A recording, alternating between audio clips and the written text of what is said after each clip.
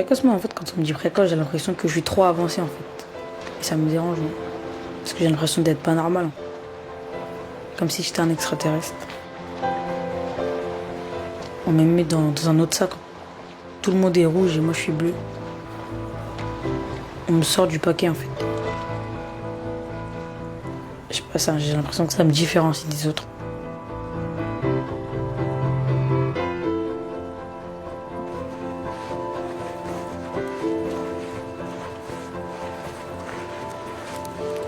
On va attendre ici. Oh, qu'ils sont beaux. Putain, ils ont peur de rien.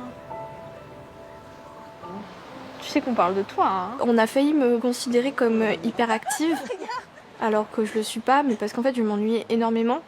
Et donc, pour pallier à l'ennui, je bougeais, je tombais de ma chaise, je faisais des choses, je faisais d'autres choses, je parlais. Parce qu'en fait, j'étais toujours en attente de plus que ce qu'on me donnait comme ressources intellectuelles. Mais le souvenir que j'en ai, c'est ne pas vouloir y retourner à l'école parce que je sais que je vais ressentir c'est comme une sorte de chape, un truc très lourd qui te tombe dessus et ça dure et ça dure et t'en vois pas la fin en fait.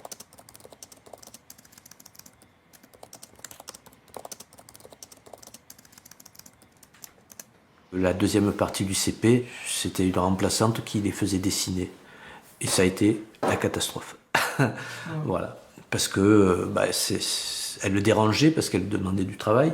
Et puis le directeur, il a dit voilà, je le prends sur moi. Je la fais passer en CE2 dans ma classe. Par contre, il faut lui faire passer les tests. Et après, en fait, quand elle a eu ses résultats et tout, la psychologue clinicienne qui nous les a fait, nous a dit voilà, vous avez deux solutions. En fait, soit vous ne lui donnez pas à manger, vous la laissez comme ça, soit plus vous allez lui donner, plus elle va prendre et plus il va y avoir des différences. Et elle nous a dit ça va être dur de vous en sortir. Et ça va être très dur de vous en sortir.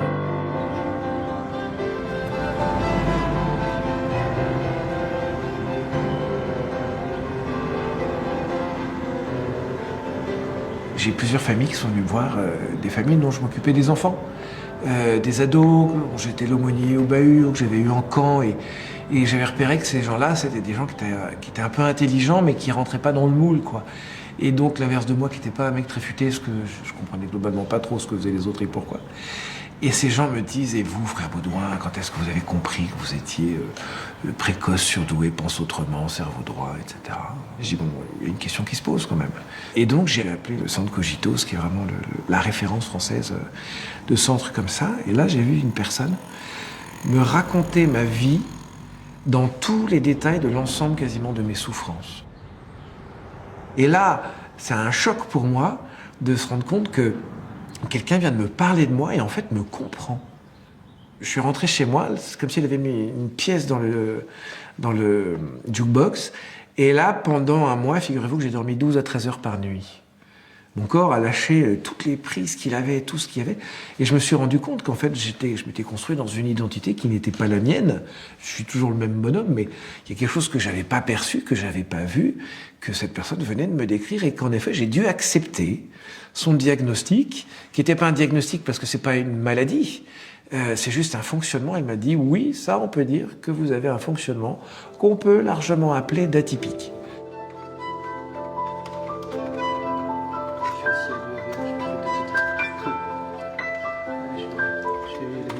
C'est la blouse de l'école. C'est la blouse de l'école. Peut-être. Ah non, je sais pas. D'un point de vue scolaire, c'était hyper simple. Ce qu'on me demandait, ça me venait même de manière trop simple, c'est-à-dire que c'était hyper intuitif. J'avais les réponses avant même de savoir comment elles me venaient, j'avais pas besoin d'y réfléchir.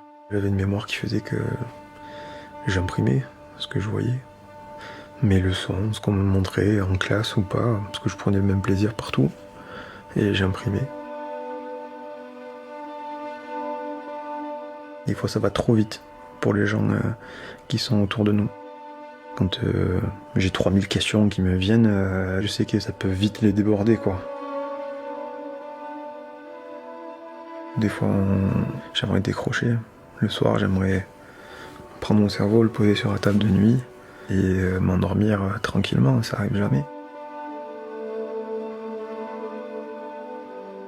Le chiffre du QI, ça reste un chiffre brut qui représente qu'un aspect de ce que je suis, comme le mot surdoué. Voilà.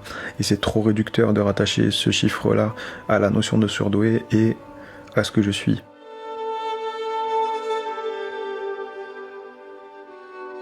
Les gens qui appartiennent à la norme ont besoin de nous enfermer dans des cases.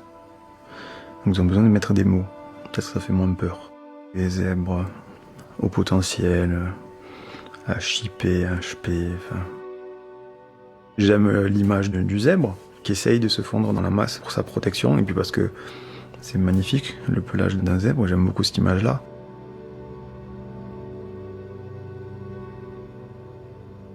Donc je vais prendre quelques informations d'abord. Quelle est votre profession? Artiste. C'est un peu large, mais artiste consultante. Et est-ce que vous avez des activités de loisirs en dehors de votre profession, des centres d'intérêt? C'est que je fais plusieurs choses en même temps. Donc je suis également DJ et aussi productrice et compositrice et chanteuse. Mais qu'est-ce qui vous amène ici aujourd'hui? Voilà. En fait, je suis tombée sur quelques vidéos qui parlaient de gens qui étaient des zèbres ou qui avaient des facultés ou qui avaient de l'empathie ou des choses comme ça. Et qui définissaient aussi beaucoup de problèmes donc, que j'ai, donc on va dire des problèmes de vie en général. Alors j'entends qu'il y a un questionnement autour du mode de fonctionnement surdoué, zèbre, peu importe comment on appelle ça. Nous, les bilans psychologiques, c'est vraiment fait pour apprendre le fonctionnement de l'individu au-delà de juste la question « est-ce que je suis ceci ou cela ?» Est-ce que c'est légitime de se poser ce genre de questions? Quel genre de questions? Les gens qui viennent ici, est-ce que vous pensez que c'est normal qu'au bout d'un moment, ils se disent tiens, je m'identifie et je viens? Alors oui, en soi, on peut s'identifier. Ça ne veut pas toujours dire que c'est vraiment ce mode de fonctionnement qui ressort. Et j'entends parfois les personnes me dire le résultat était négatif. C'est pas un test de grossesse de faire un bilan. Le bilan psychologique, c'est vraiment avoir des clés de compréhension.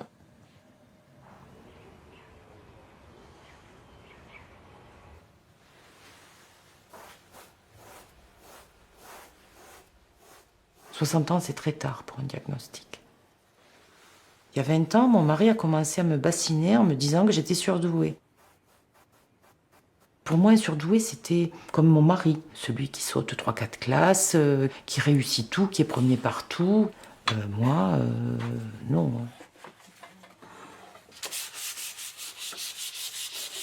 J'étais dans mes petits souliers pour passer ce diagnostic. D'abord parce qu'on n'est jamais sûr, on y va parce qu'on pense avoir trouvé les raisons de son mal-être. Parce que là, il s'agissait de ça, il s'agissait d'un mal-être et de raisons à trouver. Et donc, quand je suis allée passer ce diagnostic, c'est vraiment j'y suis allée extrêmement déprimée. Extrêmement déprimée parce que je craignais de ne pas trouver de réponse. Ou une réponse qui allait m'amener vers quelque chose d'encore plus compliqué. Non, parce que ça te donne envie de cavaler. Eh oui, bien sûr. Ah, mais il y a Laurence. Salut. Mais vous pouvez venir aussi si vous êtes un peu à la bourre, c'est pas grave. Hein. Je vais surveiller mes frites. Poire chocolat sans chocolat? Mais ça va être super bon. Dans tous les livres que j'ai lus, ce qui vraiment m'a parlé, c'est tout ce qui touchait au fonctionnement. C'est les ouvrages qui m'ont parlé de comment je marche. Quand tu mets la clé dans la voiture et que tu tournes la clé, elle va démarrer. Eh bien, j'ai découvert qu'en fait, il y avait plein de clés qui parlaient de moi. On a deux moteurs, un nous, qu'on équilibre plus ou moins. Je suis un peu déséquilibré à droite, comme ça, c'est plus le cerveau droit, avec l'intuition, l'arborescence, la vitesse. Et puis... j'aime bien ça parce que ça parle de mécanique. C'est ça, mais on essaie de manger simple. Le vendredi, pour le coup, on jeûne. L'arborescence, c'est à travers une chose, on touche à une autre, qui fait penser à une autre, qui ramène à une autre, et puis on fait des liens entre les choses qui sont tout à fait improbables, mais qui se font tout à fait naturellement. C'est une manière de penser dans tous les sens, avec des liens entre les choses que je ne maîtrise pas, mais qui sont là. et qui sont souvent inexplicables, ce qu'on appelle un peu l'intuition, et qui sont assez immédiats. L'intuition, c'est ma manière de penser. C'est-à-dire que quand vous me posez une question, j'ai le sentiment, il me semble que, clac, ouais, c'est ça qu'il faut faire. Ça marche, ça marche pas. Ça fait péter les plombs à tous les gens qui disent on va d'abord réfléchir en équipe. Mais pourtant, l'intuition, pour moi, c'est ma manière de penser, mais qu'il faut constamment adapter aussi aux autres.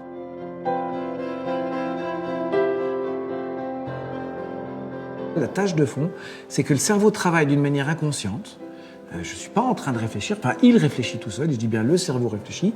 Il est en train de mettre des choses en place, et au temps opportun, ça va être quasiment prêt. Il n'y aura plus grand-chose à faire. Mais de fait, j'ai besoin de glander 2 heures par jour, quasiment tous les soirs, juste pour que mes tâches de faux se calment et que je puisse m'endormir.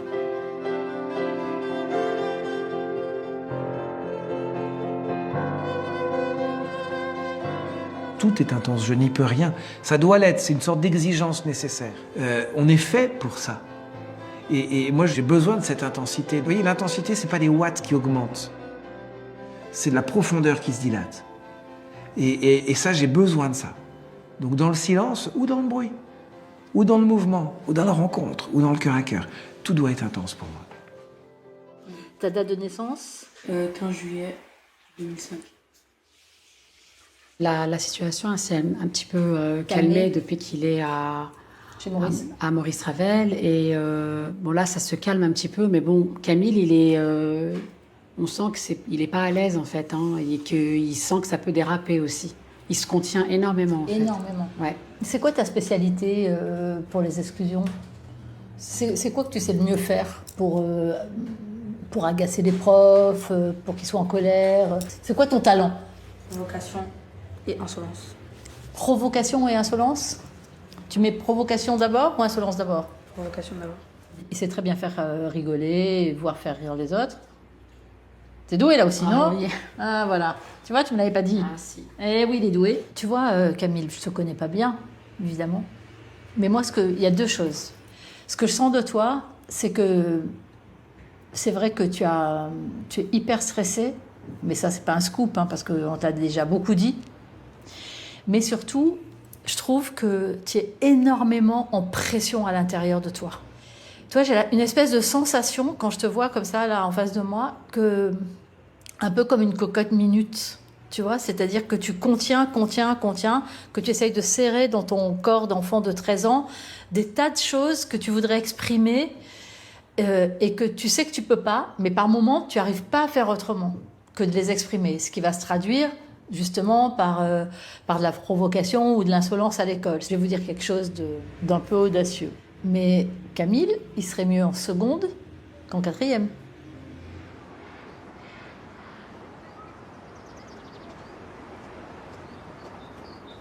L'ennui, il va enclencher le bavardage ou les mouvements qui vont gêner le professeur. Ensuite, le professeur va me faire une réflexion. Ça va pas me plaire. Parce que pour moi, en fait, je suis pas en tort alors que je le suis. Je sais pas en fait comment les gens font, en général, pour rester assis en fait sans bouger. Moi, je suis obligée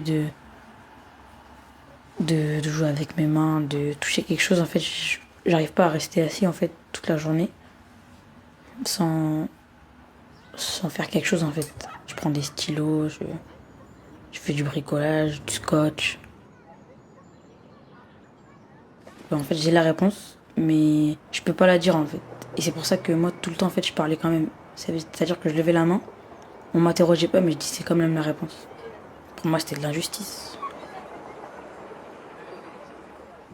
Et c'est un peu compliqué aussi quand j'ai des sanctions. J'ai pas de souci avec Camille. C'est ça qui me bouffe un petit peu, c'est que justement le comportement qu'il a ici à la maison, c'est ce comportement-là que j'aurais voulu qu'il ait au collège. Ça a été très dur pour moi de l'accepter en fait qu'au collège ça se passe mal en fait.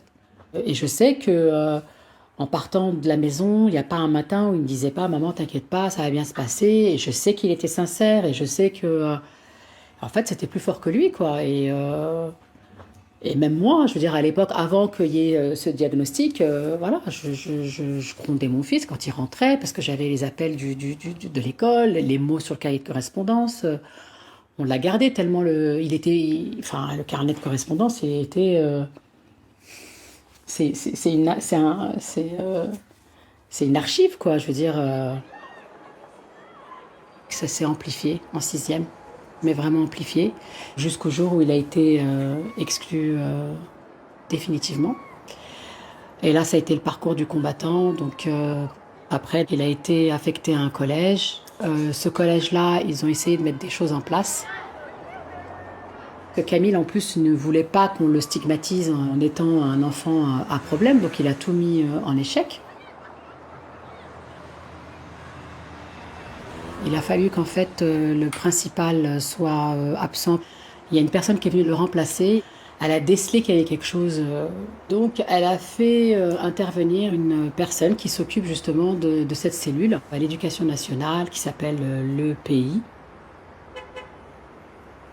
Et c'est pour ça que j'en veux à cette dame justement de l'Éducation nationale, parce qu'elle nous a envoyé faire des tests, qu'on a payé quand même une fortune. Et puis après les tests, ben voilà, il n'y avait plus rien du tout, quoi.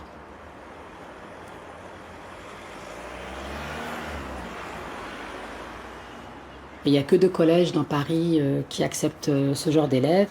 Camille n'a pas pu intégrer une classe parce qu'en fait, il n'y avait pas de place.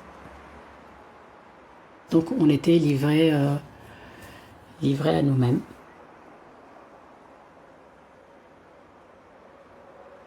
L'école de la République, normalement, elle est censée répondre aux besoins de tous ses enfants.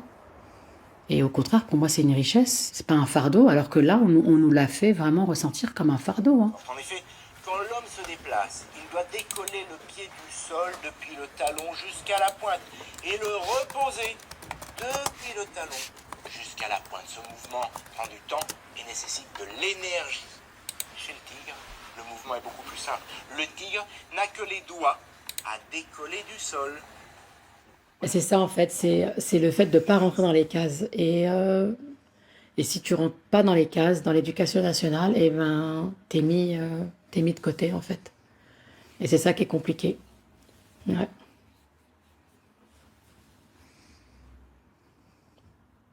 Mais ça va le faire.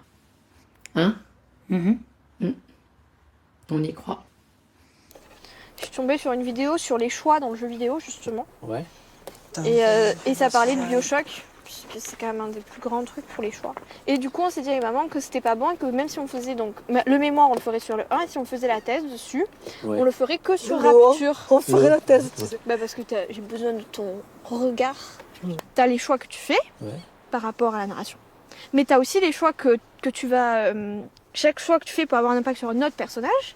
Et t'as aussi tout ce qui est hors jeu, qui est méta du jeu. En fait, c'est comme de la métalangue, où tu vas avoir des indices qui apparaissent, qui te font comprendre d'autres parties du jeu en métalangue. Et donc, en fait, tu peux faire des analyses sur la narration, les personnages, le méta-jeu, etc. Et donc, c'est super intéressant.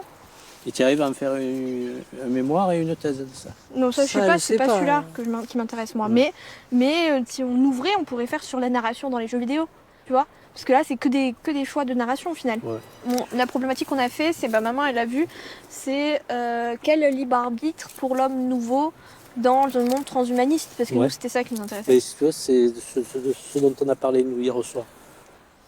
Vous êtes original, hein. Ah là là, originaux peut-être. Originaux. Vous pompez tout on pompe à mes rien. cours de français, hein, Voilà. franchement.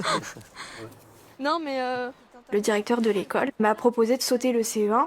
Et l'année d'après, il m'a mis en CM1, CM2, en disant comme ça, si jamais elle retrouve de nouveau cette envie d'aller plus vite, d'avancer, eh ben, elle pourra. Et dans cette classe de CM1, CM2, l'instituteur était pas du tout d'accord de me faire aller plus vite, de me faire profiter justement d'être avec des élèves de CM2 pour me donner un peu plus, pour que j'y fasse tout ce dont j'avais envie. Et c'est là que ça a commencé à poser problème.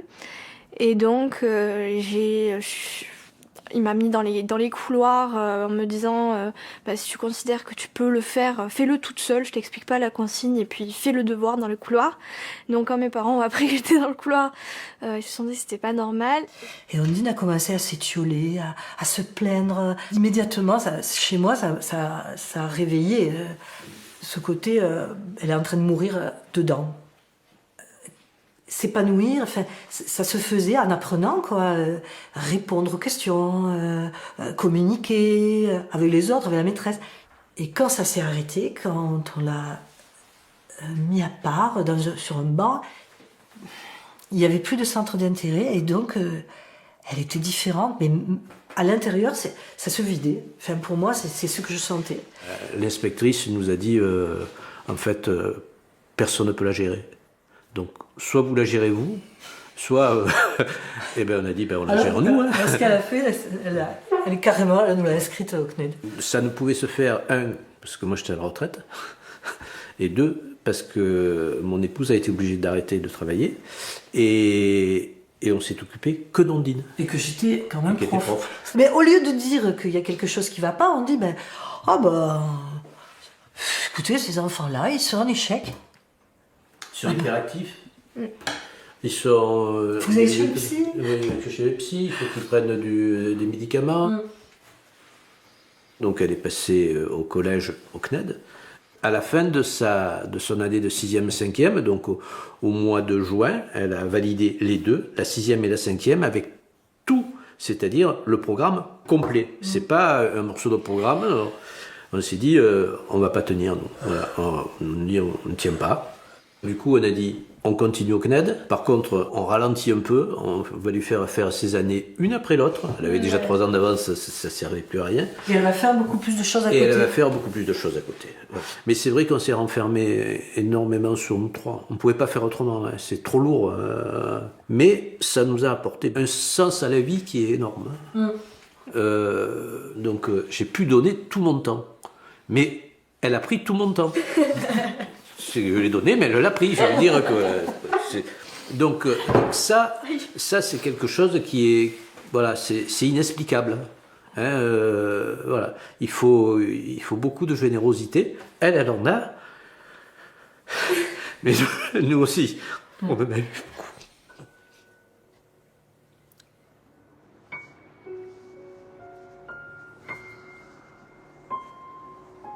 C'était un système D, mais après, ça m'a permis de vivre en fait, de vivre la personne que j'étais. Je travaillais plus à mon rythme, je faisais vraiment dans l'idée de ce dont j'ai besoin à tel moment. Et ça laisse tellement plus de liberté. Voilà, ça ouvre le théâtre, ça ouvre la musique, ça ouvre le sport. Et être précoce, pour moi, c'est pas juste au niveau de l'école. On est précoce dans tout, et donc on a besoin de tout.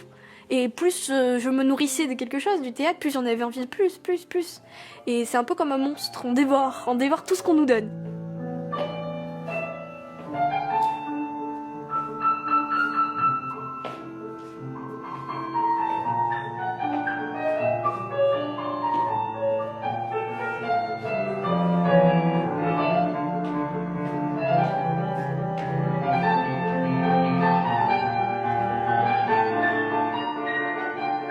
Disons, parcours dans une ZEP.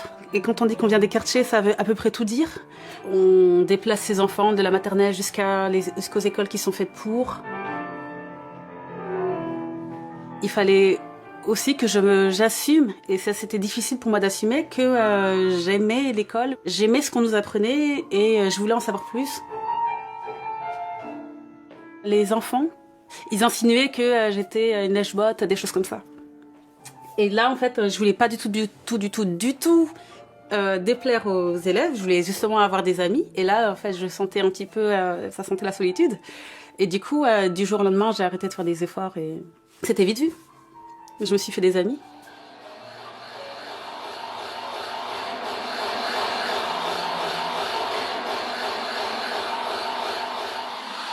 Et finalement, je me retrouve au lycée professionnel. Et je suis intéressée par un seul cours qui a lieu une fois par semaine, 1 heure, et c'est le cours de philo. Et là, ça change tout. Ça me permet de me rendre compte aussi des possibilités que j'avais, en fait, que j'avais pas utilisées avant. Et du champ, du coup, qui est donc à ce moment-là immense, en fait. Et qui a été après inarrêtable, puisque c'est après dans ça que j'ai été, que j'ai fait un master de philosophie.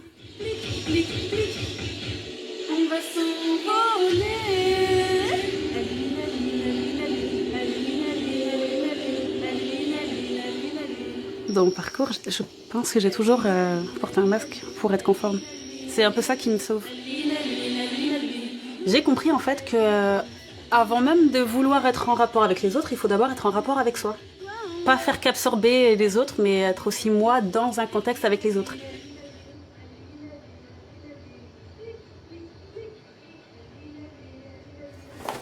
Bon, alors, est-ce que vous avez une petite idée de ce qu'on va faire aujourd'hui? Du tout. Ce qu'on va faire, c'est que je vais vous proposer un ensemble d'activités, d'exercices assez différents les uns des autres. Je m'attends pas du tout à ce que vous réussissiez tout, parce que ça n'est juste pas possible. L'objectif, c'est d'essayer de comprendre. Est-ce que c'est normal d'être stressé? Oui, c'est tout à fait normal d'être stressé.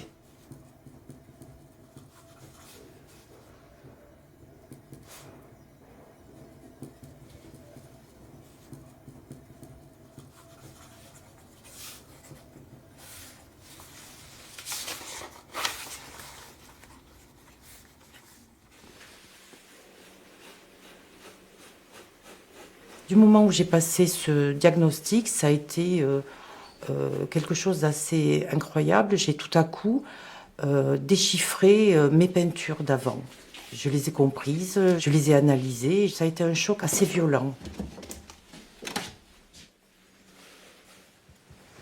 J'ai découvert la solitude et la douleur. Et ça m'a impressionnée.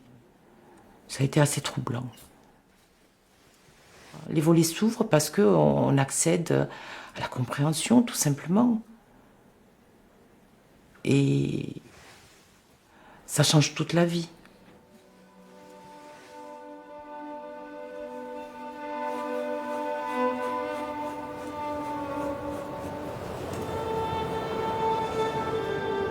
Je pense que la grande fragilité du surdoué, ce sont ses émotions, c'est son émotivité.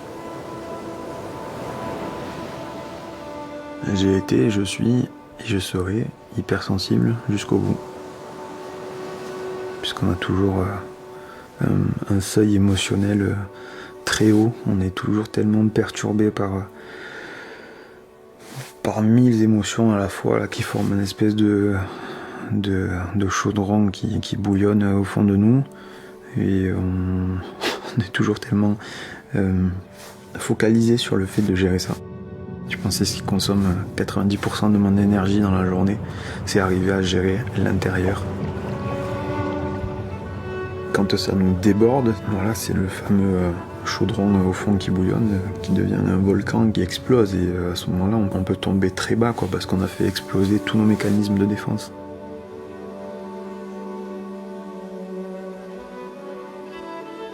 Mais on est obligé de se blinder, on est obligé de filtrer des choses qui peuvent être soit sous forme d'un blocage, soit sous forme d'incompréhension. Mais intérieurement, on est obligé de faire ça. Sinon, ça peut être trop violent. Et ce qu'on filtre pas parce qu'on se le prend dans la gueule, mais à un moment donné, on le stocke d'une manière ou d'une autre. Cette émotion, c'est ce qui me maintient en dehors de ma tête aussi, et qui me maintient dans le réel. Simplement, il faut accepter cette sensibilité. Et tous ceux qui ont été dressés par un moralisme absolument dingue, le corps c'est mal, mais ça fait des catastrophes.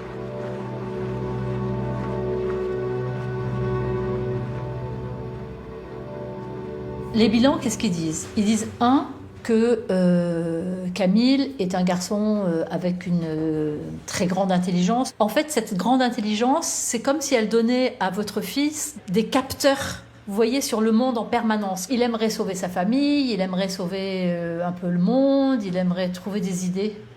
Vous êtes d'accord? Et en même temps, il peut pas trop, ça le rend triste, ça le rend presque confus à l'intérieur de lui par moments.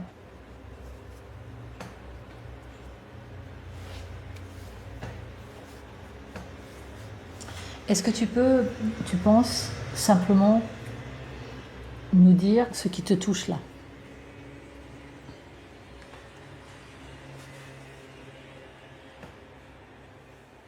Je vais vous dire quelque chose, pardon, mais j'ai vraiment envie de vous le dire. Il est génial ce Camille. Il est tellement gentil, il a un cœur mais immense. Pour moi, ce garçon est tellement extra qu'il y a des milliers de solutions. C'est-à-dire pour moi, on n'est pas du tout dans une impasse. Il est doué dans plein de trucs et il y a plein de choses, il ne sait même pas lui-même encore qu'il est doué, mais c'est génial la vie que tu vas avoir. Pour l'instant, c'est galère. Il faut encore un peu que tu passes comme ça dans les ronces, que tu t'égratignes. Mais derrière, je ne dis pas que ça sera simple, c'est pas comme ça, hein. Mais il y a plein de possibilités. Sur la piste je me sens seule et j'ai eu depuis très longtemps la sensation que personne ne me comprend vraiment. Est-ce que ça a quelque chose à voir avec ce que tu pouvais pas dire tout à l'heure? Oui, c'est ce que je ressentais. Donc là, on a action qui n'était pas apparue avant. Bah, action, c'est agir aussi. Mais qui n'était pas apparue ici. Et ouais. Donc on a quand même une suite dans la réflexion. La réflexion là, elle était juste dans la détermination du concept. Et après, il passait à agir. Et là, on est dans la détermination du problème avec l'action. Ouais, tu peux expliquer par rapport à l'action, enfin pourquoi Bah t'as vu que on a plus l'action bah parce qu'il en a parlé ici. Avant, il a jamais parlé de l'action, il a parlé de définir. On a dit que c'était un peu du que puis savoir. On était dans sa philosophie théorique. Il y a un bref au milieu de nulle part, on sait pas d'où il sort. Bref.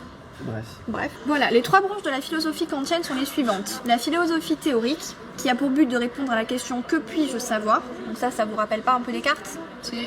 Je pense donc je suis le cogito. Voilà. Donc, voilà. Je viens de comprendre ce qu'il vient de dire. On veut dire qu'on désire quelque chose, on sait qu'est-ce qu'on désire, alors que le bonheur c'est indéterminé, donc on sait pas. Non mais c'est très bien. Ça c'est plus trop ça. J'ai eu mon bac à 14 ans, avec mention très bien, 17 de moyenne, et j'ai attaqué la fac à distance du coup, puisque je ne pouvais pas avoir d'appartement ni me déplacer, j'avais 15 ans. J'ai fait ma L1, ma L2, j'ai validé mon M2 l'an dernier, et donc récemment j'ai eu quelques déboires, puisque je n'ai pas pu rentrer en thèse. Donc je venais de valider mon master avec 17 de moyenne et je n'étais pas acceptée en thèse. Du concept d'atteindre le bonheur, il apparaît juste du concept. J'étais major de promo.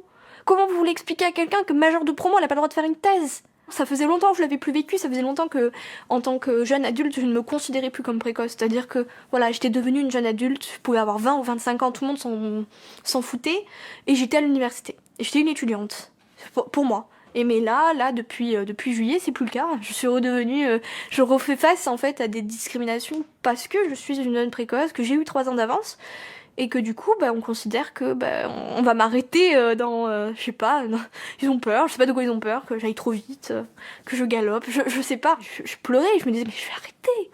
C'est ce qu'ils veulent, ils veulent que j'arrête de les emmerder, que j'arrête d'être au milieu, que j'arrête d'être là et de demander des choses que je mérite. Oui, mais je vais arrêter, c'est un dégoût profond du système. C'est pas Verlaine, Verveine c'est sûr que c'est pas Verlaine. Verlaine peut-être, mais Verlaine non. Je vais demander à Siri, Siri a toujours la bonne réponse. Qui a dit les pensées s'envolent mais les écrits restent? C'est beau la technologie. À qui voulez-vous l'envoyer? Là, on a le problème avec l'université qui ressurgit. Donc, ça nous a soudés. C'est positif. Et en même temps, moi, ce que je pense qu'il a manqué un peu, surtout pour Ondine, quoi, c'est un peu de sortir quand même un peu plus. Non, ça c'est toi qui as l'impression, non, moi non. Ouais, c'est sûr que ça a vraiment. Ça a créé un microcosme à 3. On fonctionne à 3. Mais je pense qu'on a tous appris de cette expérience-là, aussi terrible qu'elle puisse être encore aujourd'hui, qu'elle soit dure. Mais on a tous appris de ça, du CNED et des 3 ans d'avance et du SFAD et de la fac. Non, voilà. au contraire. Parce que ça nous a permis de passer des moments. Des moments qu'on n'aurait jamais eu ensemble. Oui, tellement plus fort, du fait qu'on a énormément évolué.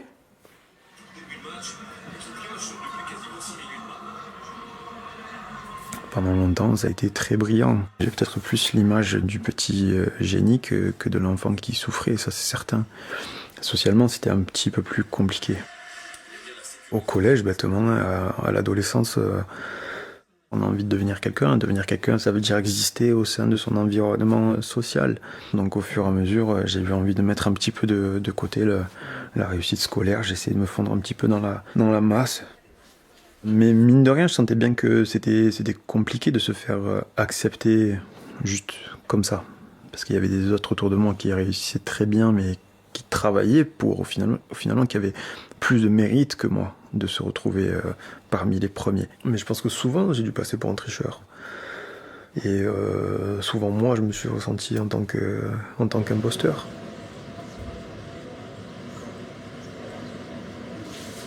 Durant mes études de médecine, ce qui était compliqué, c'est que même quand j'apprends par cœur, j'ai besoin de comprendre ce que j'apprends. Et j'ai besoin de tout comprendre. Le déroulé des études, c'est d'apprendre à manipuler chaque pièce, les unes après les autres, pour comprendre à la fin comment elles s'imbriquent. Mais moi, je ne l'ai pas fait comme ça. Du premier au dernier jour, j'ai essayé de manipuler le moteur entier, en me cassant la gueule souvent. J'ai subi jusqu'au bout quasiment. J'en ai souffert longtemps, de manière profonde et la plupart du temps en silence.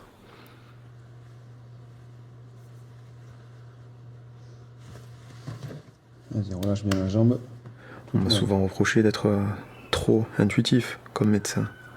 Parce que, comme à l'école, je sais arriver au bon diagnostic, mais je suis pas souvent capable de démonter le raisonnement par lequel je suis arrivé.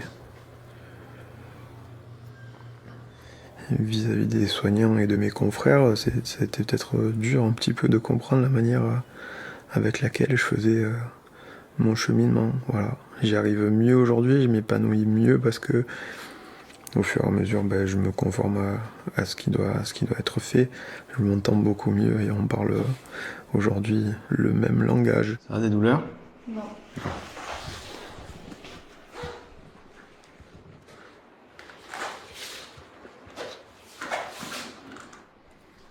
National 1, tu joues? Oui. Félicitations. Merci. Au niveau de l'enthousiasme, ça a l'air d'aller. Compagnie des autres, ok. Et du coup, ouais, tu as confirmé que tu étais bien stressé. Bon. Souci, esprit confus. C'est lié au stress ou c'est autre chose? Oui, je me pose toujours plein de questions, mais pour n'importe quoi. Pour imagine j'ai fait ça, ça va la blesser. Imagine j'ai fait ça, c'est pas bien ce qu'il faut que je fasse, et ça va me perturber. Ouais. Alors qu'il faut pas, mais... Il faut pas, pourquoi? Si tu es faite comme ça? Oui, mais il faut... Normalement, ça devrait pas être... Ça te dérange pas? C'est toujours été comme ça? Tu t'es toujours posé beaucoup de questions? Oui. Quand t'as quelqu'un qui toque à la porte et que tu lui dis « Excuse-moi, j'ai pas le temps, j'ai poney, je peux pas te recevoir », il force pas la porte, il s'en va, il se barre. Vous savez, si vous voulez pas, personne ne voudra pour vous. Vous savez la phrase que vos parents ou vos professeurs vous ont déjà dit? Si tu ne veux pas faire tes devoirs, je ne pourrai pas les faire pour toi. Et en fait, il y a Dieu qui toque à la porte de notre vie. Et nous, globalement, on lui dit tout le temps t'es gentil, mais là j'ai PS4, il y a FIFA 2019 qui vient de sortir. Hein? C'est quand j'ai dit FIFA 2019, ils ont tous dit réflexe devant. C'est ce qu'on appelle une blague dans votre classe, je pense. Et pendant le carême, on va enlever les trucs en plus. Regarde comme je suis beau. J'ai des super godasses. J'ai un sac de ouf et j'ai une coiffure de... C'est du vent. Non, en revanche, si tu arrives le matin et tu dis « Vous savez quoi, moi j'ai rencontré l'amour de Dieu et ça bouleverse ma vie », alors tu le dis pas comme ça parce qu'on va se foutre de toi. Mais si au fond de toi, tu as fait l'expérience de cet amour de Dieu qui trimballe ta vie, quand tu vas arriver le matin, ils vont dire « Il y a un truc dans ta vie qui est incroyable, qu'est-ce que c'est fait ?» Jeûne un peu, vas-y, laisse tomber le dessert pendant 2-3 jours. Non, mais partage avec l'autre, tu vas voir, c'est génial. Au début de la vie religieuse, c'était un peu compliqué parce que tu rentres quelque part, on te donne les mêmes fringues que les autres, un joli sac gris, faut être en silence, tout est très très très uniforme. Et donc oui, c'est difficile, ça c'est dur. Mais à l'époque, au début de ces cases-là, qui m'étaient très douloureuses, pour moi, il fallait que je rentre dans la case. Donc c'était la case qui était bien, c'est moi qui n'étais pas bien. Et donc cette case, dans les premières étapes de ma vie, il fallait que je rentre dedans. Et puis assez rapidement, j'ai découvert qu'il y avait des fuites. Et donc je trouvais, hop, tel truc, tel travail, j'allais au chantier, je faisais des choses, et ça me permettait de sortir un petit peu de la case. Mais à côté de ça, le regard des autres qui me voyaient sortir faisait qu'il fallait que j'y rentre vite. Et ça a été très très très très très douloureux, parce que tu étais tout le temps en train de me dire, tu fais pas ce qu'il faut, tu n'y arriveras pas, ce sera pas possible, ça marchera pas. Autant c'est une immense souffrance d'être avec des gens qui veulent pas que vous soyez différents, parce que ça les accuse et ça leur fait mal. Et ils veulent pas être capables souvent, parce que Et chacun est dans ses sécurités. Alors, je dis, ils veulent pas, c'est peut-être pas juste, c'est peut-être moral. Ils peuvent pas ou ils savent pas comment sortir de leur sécurité. Parce que sinon, je sais pas, tout va tomber. Et moi, je me révolte souvent quand je vois des religieuses ou des religieux ou des séminaristes, et ça me demande un peu de travail, tout ça, où les supérieurs disent, le mec, il rentre pas dans la case, il faut qu'il rentre dans la case, sinon il sera pas prêtre, il sera pas ça. Et en fait, on tue des mecs qui ont des véritables compétences et des filles qui sont géniales, qui pourraient faire des trucs, sauf que ça rentre pas dans le programme. Ah non, c'est naze. Ouais.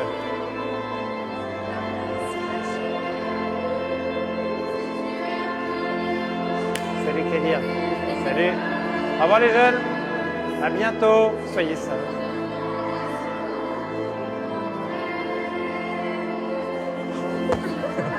Mais qu'est-ce qu'on fait de notre intelligence? Être zèbre, c'est d'abord une potentialité merveilleuse. Mais si on ne la fait pas grandir et qu'on laisse la personne dans sa solitude, eh bien la personne, si dans cette solitude, elle n'est pas accompagnée avec des gens en face, elle peut aller dans la perversion narcissique, dans la manipulation, dans l'utilisation des gens. Il y a des personnalités qui sont néfastes et qui entraînent, on en sait quelque chose chez nous, hein, qui ont des grands talents, qui ont des charismes dingues, ils emmènent des gens, mais ils les emmènent dans le mur. Tous les gens qui sont partis dans du sectarisme, pour la plupart du temps, c'était des gens assez géniaux, avec des illuminations, mais vous regardez de près, c'est des zèbres, mais il y avait personne en face d'eux pour leur dire « Hé, ta gueule !»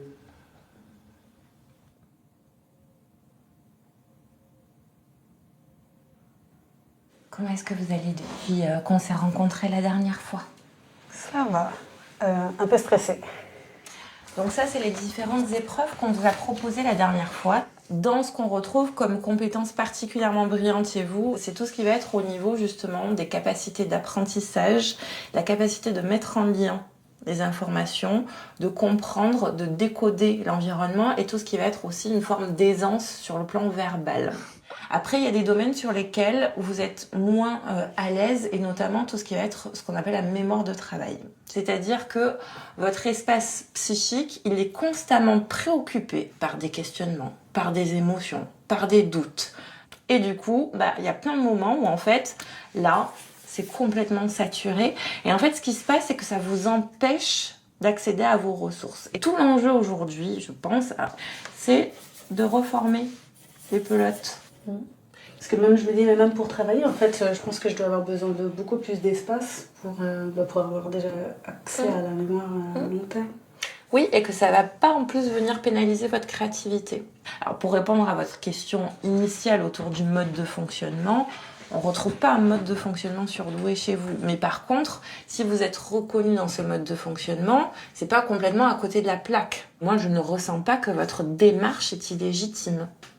Parce qu'en amont, vous vous questionnez de toute façon et qu'il y avait quelque chose qui avait besoin de réponse à l'intérieur de vous.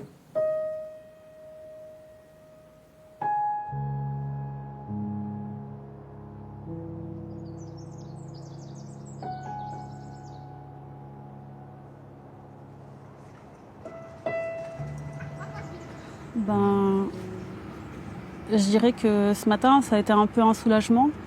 Je me sens apaisée. Et d'un autre côté, comme ça réveille de nouvelles questions, ça s'agite encore un petit peu au fond. Et du coup, là, j'ai besoin de me recentrer. À la base, j'aurais préféré qu'il y ait un étiquetage parce que ça m'aurait réconfortée. Et en fait, ça ne va pas enfermer dans une case, ça ne va pas condamner à quelque chose. Au contraire, ça m'a libérée de quelque chose et ça a ouvert une porte. Et maintenant, je me sens un peu comme délivrée. Mais c'est un peu comme tout prisonnier qui sort de sa cellule. Qu'est-ce qu'on en fait de sa liberté? Comment on l'appréhende? C'est un nouvel apprentissage. Ce qui m'a touchée, c'est que vraiment, on peut vraiment tous avoir des formes très différentes d'intelligence, de fonctionnement. Au final, ce qui est important, c'est finalement de revenir à soi et de être soi face au monde, sans masque, sans artifice, sans rien. Ça me fait penser, le chemin, c'est toi qui le crées.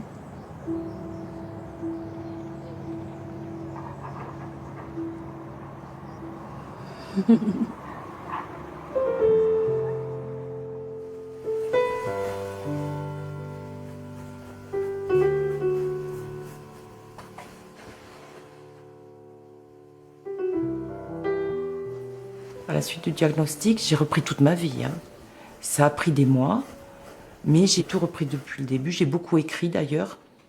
Et je crois que j'en ai fini avec cette dépression qui me poursuivait depuis des années. C'est un soulagement immense, mais incommensurable. C'est une rencontre de soi-même. Et c'est... Quand vous avez cherché qui vous étiez toute votre vie, tout à coup, c'est juste magnifique.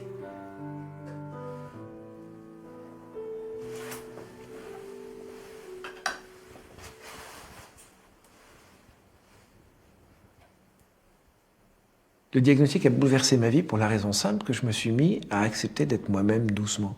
Et là, en fait, j'ai compris que ma vraie liberté de penser, je pouvais l'avoir. Et on n'a pas peur de descendre au fond de soi parce qu'on essayait déjà de survivre en surface, mais on dit, mais attends, descends, tu vas voir ce qu'il y a en toi. Et en fait, ce que tu vois déjà qui se passe de temps en temps, c'est déjà des trésors qui émergent de ton intériorité, de ce qui est profond en toi.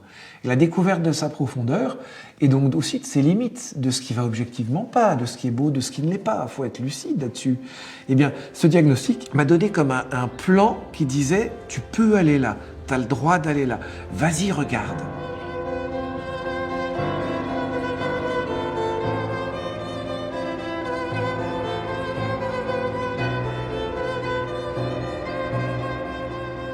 Le diagnostic, ça s'est passé maintenant il y a 10 ou 12 ans, quelque chose comme ça. Je terminais ma première année de médecine, en fait. C'est de là que sont parties toutes les questions. Les nœuds se sont créés à ce moment-là, où on perçoit la différence que les autres vont se mettre à ressentir. On a l'impression que d'un coup, tous les signaux vont s'allumer en rouge, quoi, quand on va pouvoir passer les portiques de sécurité à l'aéroport, à cause d'un morceau de papier où il est écrit noir sur blanc que, oui, on a une construction différente.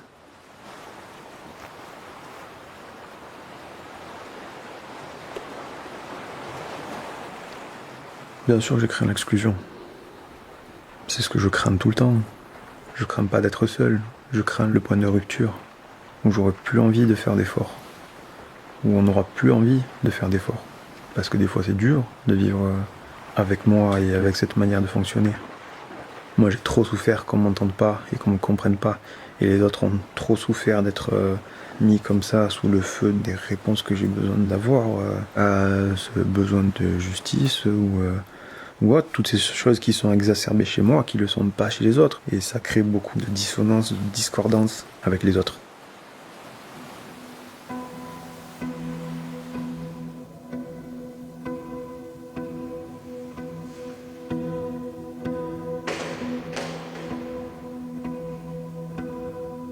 Je me sens pas seule par rapport aux autres, j'arrive. Mais je suis seule au milieu des autres. La différence fait que, quand même, il y a une sorte d'aura autour. Ça donne vraiment cette idée d'aura et qui est voilà ce profond silence englobant toute épée, il est autour de toi au final. Par rapport aux autres, ça voudrait dire qu'on n'arrivera jamais à les atteindre. Et au milieu des autres, ça veut dire qu'ils sont là. Ils sont peut-être un peu plus loin, ils sont peut-être un peu écartés, mais ils sont atteignables.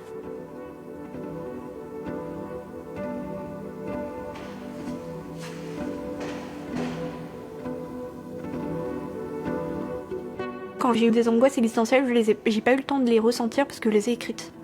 Et je les ai fait passer par l'écriture et ça ne s'est pas ressorti comme des angoisses personnelles, mais c'est ressorti comme de l'écriture. Ça c'est important. Ça, la solitude de l'écriture, elle est bien. Elle est envahissante, elle est profonde. Et ça a été important. C'est parce que autour de moi, quand je sors de mon lac d'écriture, il y a la maison, machin, que je peux aussi savoir que je vais avoir trouvé l'inspiration dans le réel, etc.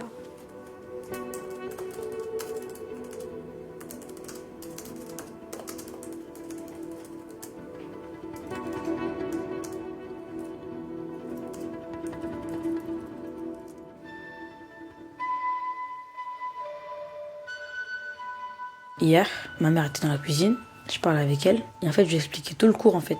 Et ma mère aussi, en fait, ça lui apprend des choses. Et après, on va débattre sur ça. Ma soeur aussi qui va entendre ça, elle va venir en parler. Mon frère aussi parfois. Et ça va lancer un débat, en fait, et ça me fait plaisir.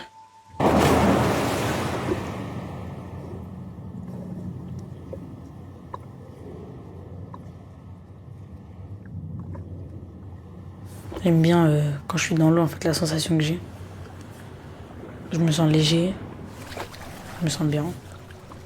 J'oublie tout ce que je suis, tout ce que j'ai fait. Je vide ma tête.